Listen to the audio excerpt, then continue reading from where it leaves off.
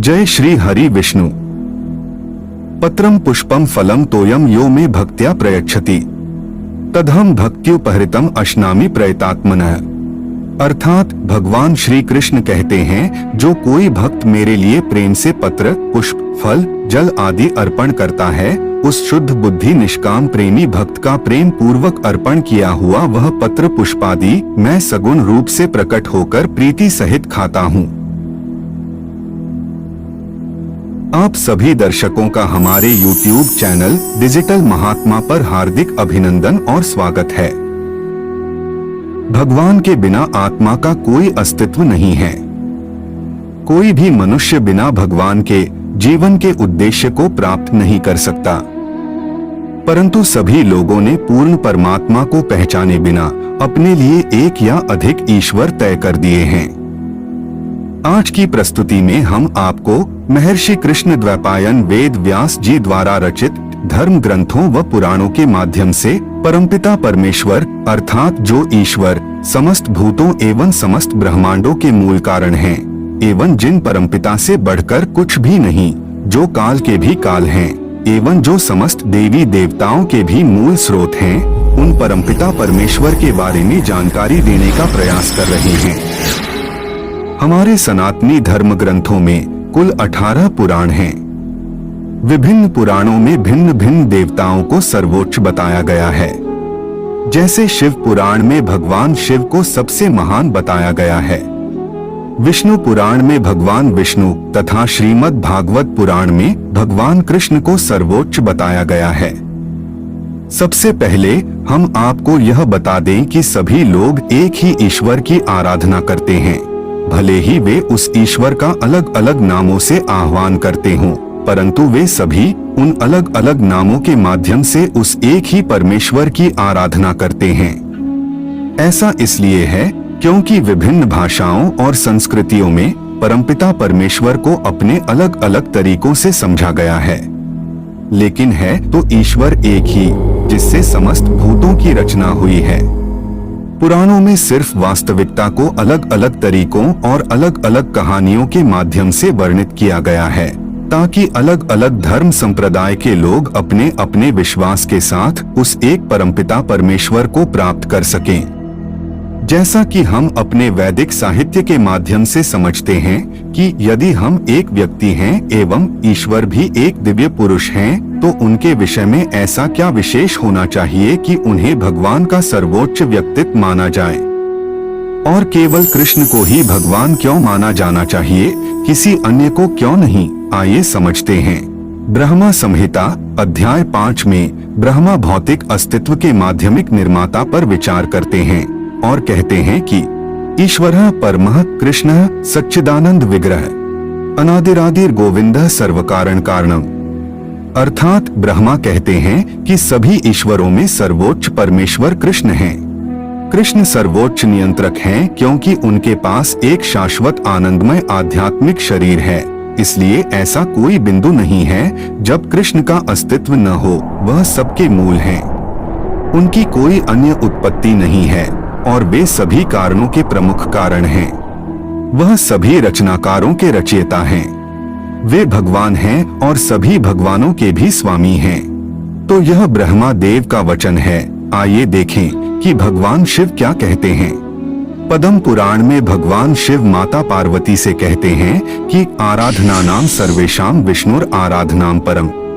अर्थात सभी पूजाओं में, सभी यज्ञों में श्री कृष्ण या श्री विष्णु की पूजा सर्वोच्च है।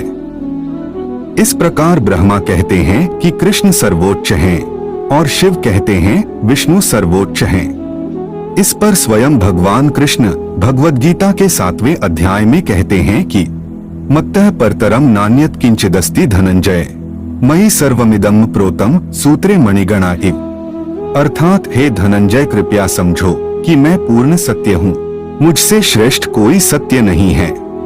जिस प्रकार मोती धागे में गुंथे रहते हैं, उसी प्रकार सब कुछ मुझ पर ही आश्रित है।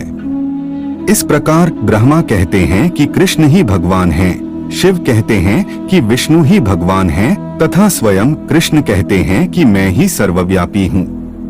भगवद गीता के अध्याय 10 श्लोक 12 और 13 में अर्जुन कहते हैं, परम ब्रह्म परम धाम पवित्रम परमम भवान पुरुषम शाश्वतम दिव्यम आदिदेव मजम विभुम आहुस्त्वामृषः सर्वे देवर्षि नारदस्तथा असितो देवलो व्यासः स्वयं चौ ब्रवीषि में। अर्थात अर्जुन कहते हैं कि आप परम पुरुषोत्तम भगवान, परम धाम, परम शुद्ध अविनाशी भगवान, आदि पुरुष, अजन्मे तथा महानतम हैं।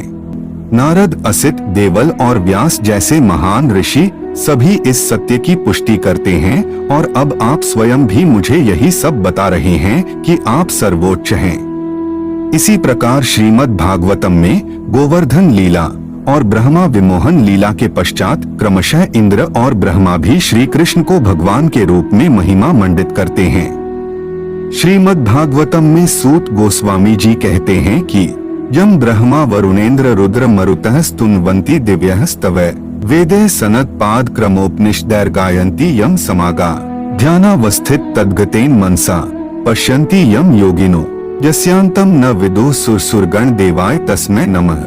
अर्थात वे कृष्ण का वर्णन इस प्रकार करते हैं कि यम, ब्रह्मा, इंद्र, वरुण, रुद्र, मरुत ये सभी प्रमुख देवता श्री कृष्ण को नमन करते हैं। सभी उपनिषद और सामवेद के श्लोक श्री कृष्ण की महिमा गाते हैं। ध्यानमग्न एवं तल्लीन चित्त से योगी जिनका साक्षात्कार करते हैं वो श्री कृष्ण को सर्वोच्च व्यक्तित्व के रूप में पाते हैं। और जिनको सुर या असुर, देवता या दानव नहीं समझ सकते उन परमपिता परमेश्वर श्री कृष्ण को मैं नमन करता हूँ।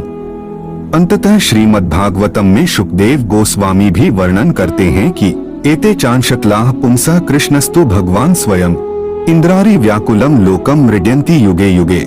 अर्थात सभी विभिन्न अवतारों, विस्तारों और पूर्ण भागों का वर्णन करने के बाद शुकदेव गोस्वामी जी कहते हैं कि हे महाराज परीक्षित, ये सब अवतार तो भगवान के अंशावतार अथवा कलावतार हैं, परंतु भगवान श्री कृष्ण तो स्वयं भगवान अवतारी ही हैं।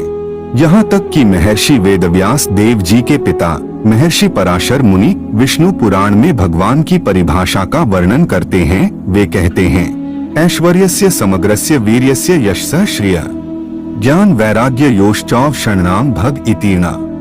अर्थात ईश्वर वह है जिसके पास पूर्ण रूप से यह 6 गुण हैं, समग्र ऐश्वर्य, शौर्य, यश, श्री, ज्ञान और वैराग्य।